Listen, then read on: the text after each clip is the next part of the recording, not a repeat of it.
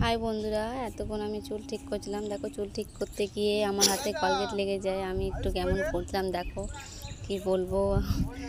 দেখো, আমার হাজব্যান্ডকে নিয়ে আর ছেলেকে নিয়ে আমি দাঁত মাজতে বেরিয়ে পড়েছি। এটা হলো আমার হাজব্যান্ড, আসো নিজে আমার ছেলে। বাবি। আর একজন আসছে, আমি ডাকছি ছেলেটাকে, তোমরা দেখতেই পাচ্ছ। আর আমার চ্যানেলটাকে তোমরা প্লিজ প্লিজ সাবস্ক্রাইব করে দিও। আমার চ্যানেলটাকে তোমরা সাপোর্ট করো।